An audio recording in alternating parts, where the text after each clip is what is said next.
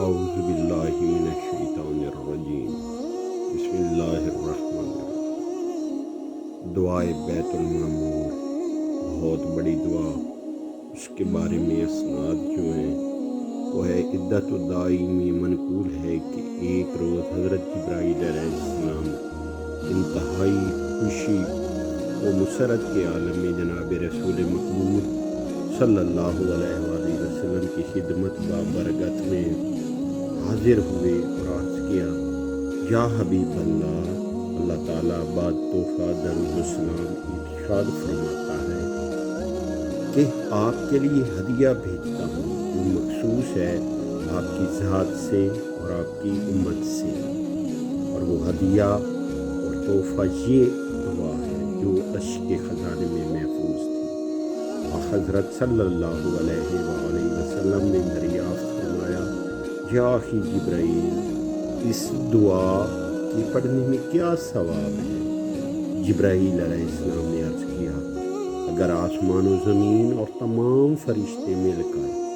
قیامت تک اس کا ثواب بیان کرنا چاہیں تب بھی ثواب کے 1000ویں حصے کا بھی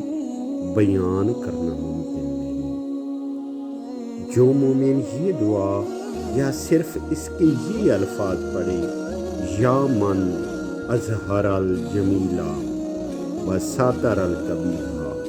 تو خداوند عالم اس کے گناہوں کی ستر پوشی کرے گا اور وہ آخرت میں عذاب سے محفوظ رہے گا۔ اور اگر کوئی بندہ مومن یہ پڑھے گا، یا من لم یؤاخذ بالجریرۃ ولم یحتک الستر، تو اللہ تعالیٰ قیامت کے روز اس سے حساب کو معاف فرمائے گا۔ یہ وہ دن ہوگا جب سب کے عیوب بیاں ہوں گے مگر اس کی پردہ پوشی کی جائے گی، اور جب کہے یا عظیم العفو، تو دریا کے جھاگ کے برابر بھی گناہ ہوں گے تب بھی معاف کر دیے جائیں گے۔ اور جب حسن التجاوز کہے گا تو اس کے سارے اعمال کبھی معاف ہو جائیں گے، اور اگر یا واسع المغفرت زبان پر جاری کرے گا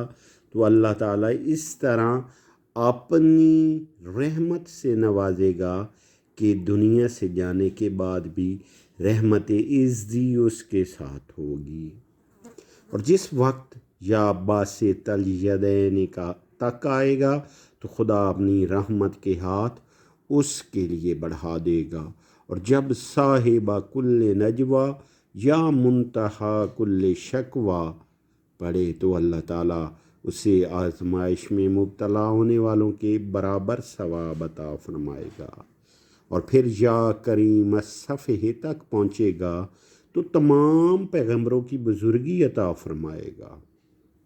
اور پھر یا عظیم المن کہے گا تو تمام دنیا کی جو چیز چاہے گا عطا کی جائے گی۔ اور جب بندہ مومن کہے گا یا مبتدئاً بالنعم قبل استحقاقہا تک پہنچے گا تو خدا کی نعمتوں کا شکر ادا کرنے والوں کے برابر ثواب حاصل کرے گا۔ اور پھر جب یا ربنا یا سیدنا کہے گا تو حق تعالیٰ فرماتا ہے کہ اے فرشتو، گواہ رہنا کہ میں نے اس بندے کو معاف کیا، تمام گناہ اس کے معاف کر دیے۔ اور پھر جب یا مولانا زبان سے ادا کرے گا تو خدا اس کے دل کو نور ایمان سے بھر دے گا۔ پھر جب یا غایت رغباتنا کہے گا تو وہ جو چاہے گا قیامت کے روز اس کو عطا فرمائے گا۔ اور جب اسالو کا یا اللہ ہو یا اللہ ہو یا اللہ ہو اللہ تشوی خلقی بالنار کہے گا تو خدا تعالیٰ فرشتوں سے فرمائے گا کہ تم گواہ رہو کہ اس شخص نے دوزخ کی آگ سے نجات پائی،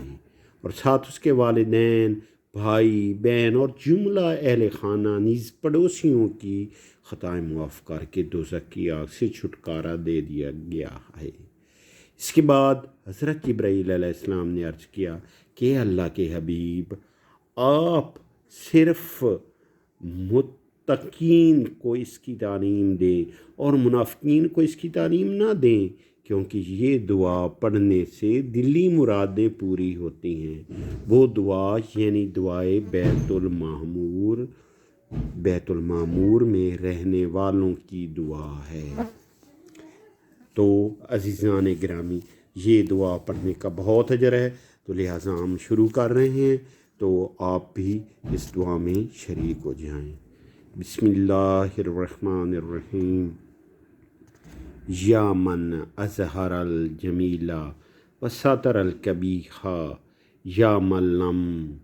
یؤاخذ بالجریرۃ ولم یہتک الستر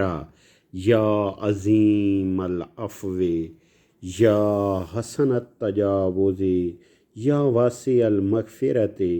یا باسط الیدین برحمت یا صاحب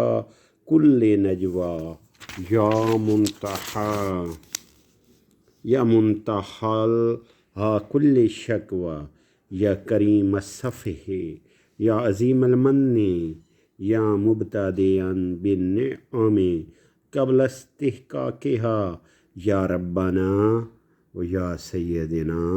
و مولانا یا غایت رغباتنا اسألک یا اللہ یا اللہ یا اللہ اللہ تشوہ خلقی بالنار برحمتک یا ارحم الراحمین۔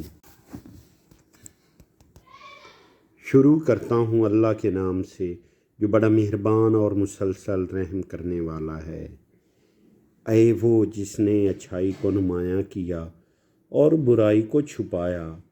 اے گناہوں کا بدلہ نہ لینے والے،